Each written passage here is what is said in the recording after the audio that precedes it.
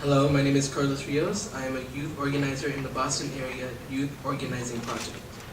In the past 2 years, BYOP along with other Boston orgs have been working together to target and stop the redesign and reinvest plan made by Superintendent Carol Johnson, which, by the way, was approved by the Boston School Committee in December 15, 2010.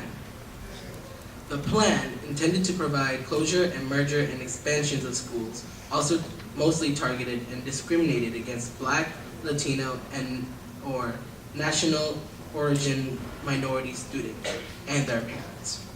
Neighborhoods like Roxbury, Dorchester, and Mattapan, which is predominantly people of color, are the schools targeted for closings. While schools in West Roxbury, Rosendale, and Brighton, which is predominantly white students, remain unaffected. Schools like Hyde Park Complex have shut down, making students cramp up into new classrooms, making teachers work with large classes and unspeakable work. It's become so crowded, some classes are taking place in auditoriums and in the hallways. The plan also states that schools that already get funding and have more white students will get more funds and renovations, as opposed by low-funded schools, which is mostly students of color, who will just be relocated to equal-funded schools or less-funded schools instead. Finally, the district does not accommodate the programming needs of English language learners or provide a special education for them. In conclusion, the current setup disregards students of color, family of colors, and their rights to an education. Thank you. No education?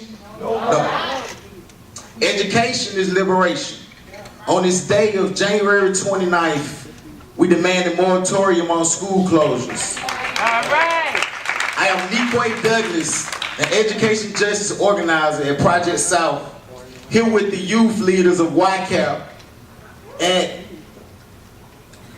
I'm one of the thousands of hundreds of voices, of unheard voices of students, youth, parents, faculty, staff, in schools in Atlanta.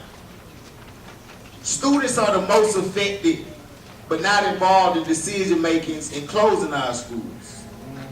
Decisions are being made and will continue to be made without the interests and principles of the community affected in mind.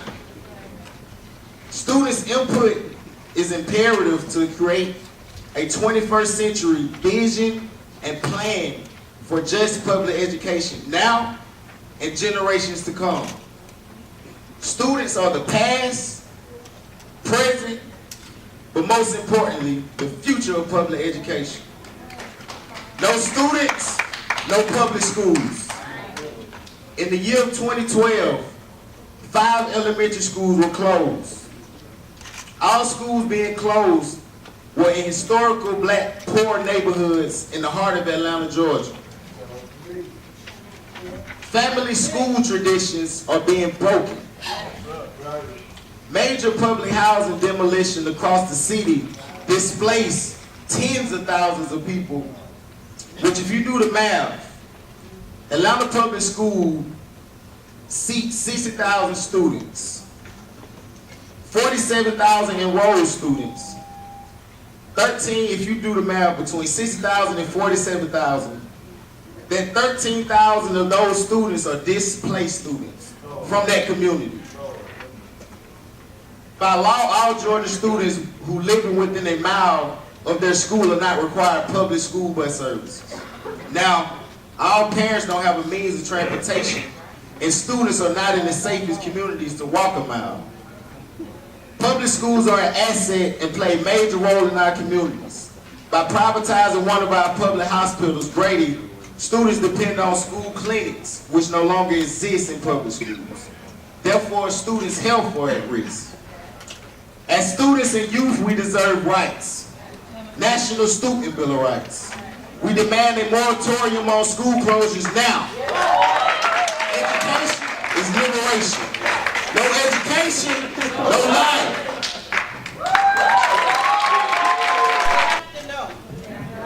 My name is Natasha Capers. First and foremost, I am a proud parent of 2 boys from PS IS 298 in District 23 from Brownsville. Rockville, Brooklyn. I am currently the Parent Association President, School Leadership Chair, and a very proud alumnus. I am also a parent leader with the New York City Coalition of Educational Justice and Alliance for Quality Education. I became involved in my local school closure fight when my children's school was placed on the chopping block. After fighting, we were not closed, but we were truncated. Our middle school grades are being phased out, and so is our budget. Money that has been promised us has yet to be delivered, and students are the ones who suffer. We currently have a library space, but no librarian or books to fill the shelves. We also do not have a computer lab. We recently got rid of first-generation Mac computers that were taking up space, collecting dust, and no longer work or could be repaired or updated. Today, you have heard a lot about the effects of school closures and the educational policy. This fight isn't about being pro or con charter, but it's all about being pro-education, public education. There are three provisions that we call upon to be used as a sustainable school model. One, we know that collaboration always works best by having community and parental buy-in. Our policy calls for a local school transformation team comprised of parents, students, community members, school staff with the power to design and implement a reform plan and support the state with support from the state and local governments. We all know, we all want to close the achievement gap, but how do we do it? It is done with a focus on research-based strategy, strong focus on instruction, college and career-ready curriculum, a collaborative environment for high-quality teaching, and a positive climate for student learning.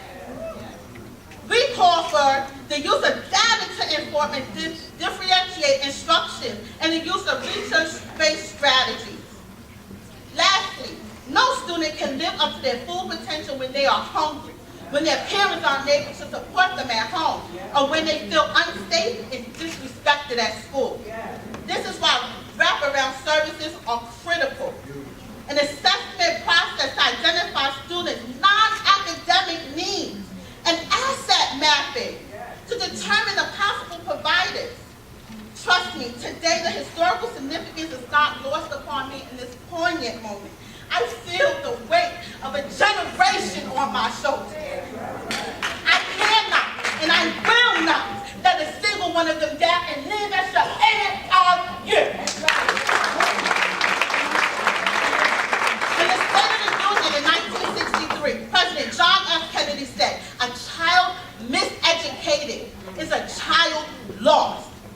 We have already lost a generation of children. How many more must be lost before we as adults do what's best for all of our children? Mr. Rodriguez, please do not come with a spirit of appreciation, but come with a fire to change the existence that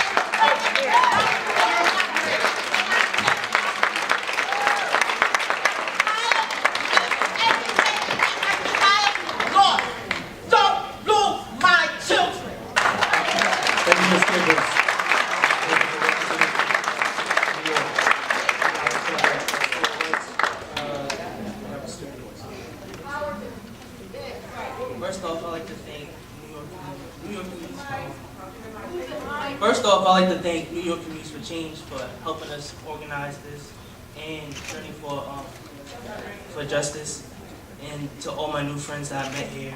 And this has been really exciting. I just feel so proud to be here. My name is Tyron Francisco. I am proud president of Men of Purpose in Brownsville Academy High School. I'm the captain of the art club. I am an ambassador in the college office. I help students get online, apply to colleges, and get a valid interest in college. There have been 6 Title VI complaints filed with Office of Civil Rights. New York, Newark, DC, Philadelphia, Detroit, Chicago, and more Title VI complaints are on the way. Not only have we filed, but as you heard from some places like Philadelphia and Newark, are proud to say that the Office of Civil Rights has agreed to investigate New York City's complaint too. Mayor Bloomberg has not been accountable for what is happening in our schools. Unfortunately, decades later, the only way to set justice is to file a lawsuit. We matter. And listening to everybody's opinion, and I don't know what they were doing, and half of them were just leaving out, and I felt disrespected. That's right. I was forced to the people who came in to take our school. Instead of asking about the quality of work and what goes on in our school, they was like, oh, how much space do we have? How many stairwells can we split down the middle for these children? Right in front of our faces. I felt totally and utterly disrespected, and the DLE is to blame. I'm 18 years old. I'm a senior. I'm supposed to be studying and just getting prepared for college life, but I'm here now to tell you that this is wrong. This is an injustice to all of us.